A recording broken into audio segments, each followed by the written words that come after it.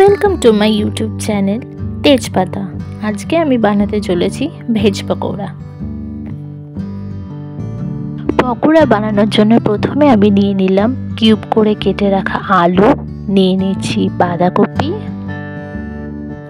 নিয়ে নিচ্ছি ফুলকপি, এরপরে নিচ্ছি ক্যাপসিকাম কুচি, আর নিচ্ছি গাজর, এবার দিয়ে দিচ্ছি বিনস,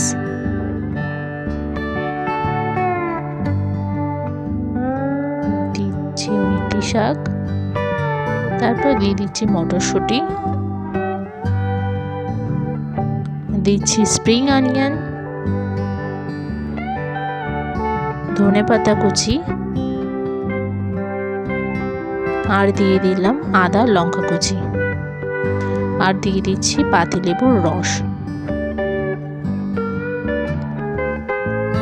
নুন দিয়ে ভালো করে একটু মেখে নেব।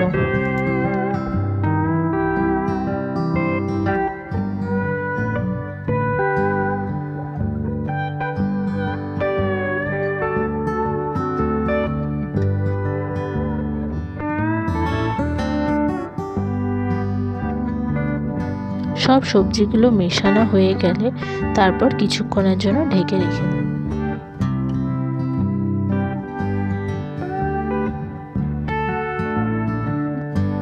এরপর সবজির মধ্যে দিয়ে দিচ্ছি বেসন, দিয়ে দিচ্ছি চালের গুঁড়ো, দিচ্ছি ময়দা,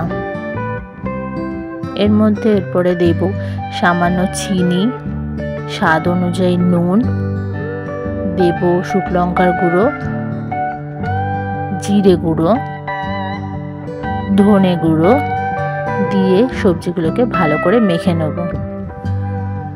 সবজিগুলো মাখার সময় প্রথমে কোনো জল ব্যবহার করছি না, যদি প্রয়োজন মনে হয় পরে আমরা সামান্য জল দিয়ে মেখে নেব।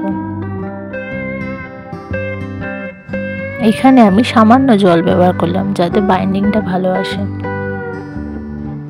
জল দিয়ে ভালো করে মিশ্রণটাকে মেখে নিচ্ছি। এদিকে মাখা কমপ্লিট হয়ে গেছে। মাখা হয়ে গেলে কড়াইতে আমি সাদা তেল দিয়ে দিয়েছি। তেল গরম হয়ে গেলে একে একে পকোড়াগুলোকে ছেড়ে দেব। পকোড়াগুলোকে অবশ্যই কম আঁচে ভাজতে হবে, কারণ আমরা এখানে কাঁচা সবজি ব্যবহার করেছি।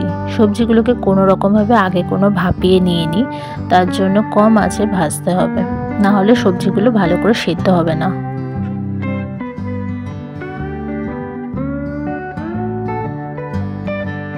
একে একে পকোড়াগুলো দেওয়া হলে আমরা ভালো করে নেড়ে নেব। এদিক ওদিক উল্টে পাল্টে ভেজে নিতে হবে।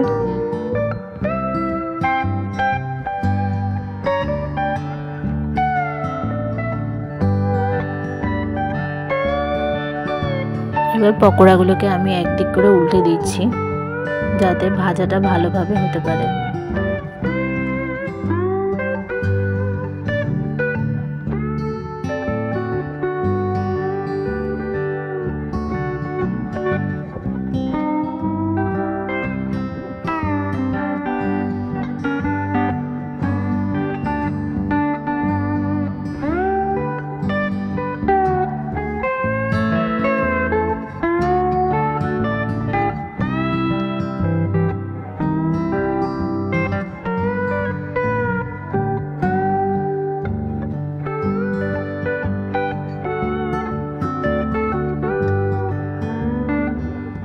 লাল করে ভেজে নেওয়ার পরে একে একে আমরা পকোড়াগুলোকে তুলে নিচ্ছি।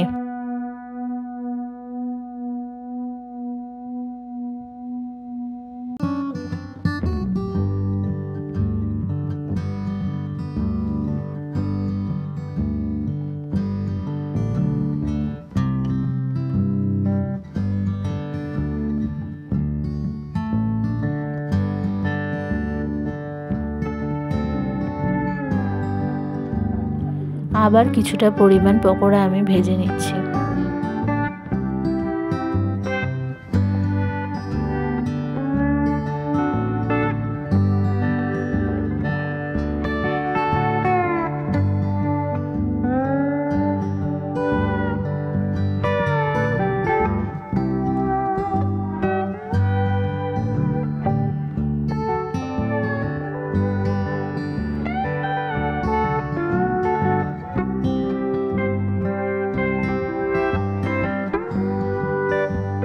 এখানে আপনারা ভাবতেই পারেন ইন্ডাকশানের উপরে কেন পেপার দেওয়া। পেপারটা দেওয়া হয়েছে এই কারণে যাতে ইন্ডাকশানের উপরে কোনো রকম স্ক্র্যাচ না পড়ে, ওর জন্যই পেপারটা ব্যবহার করা হয়েছে।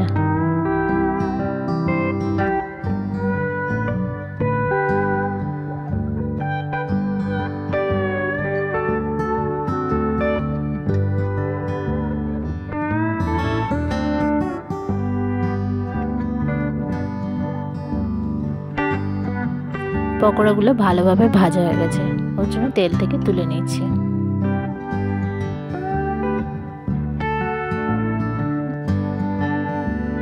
এইভাবে আমরা একে একে সমস্ত পকোড়া তৈরি করে নিলাম। দেখুন ভেজিটেবলসগুলো ভেতর থেকে ভালোভাবে সিদ্ধ হয়ে গেছে। ভিডিওটি ভালো লেগে থাকলে অবশ্যই লাইক, শেয়ার, কমেন্ট করে দেবেন। সাবস্ক্রাইব করতে ভুলবেন না কিন্তু। Thanks for watching.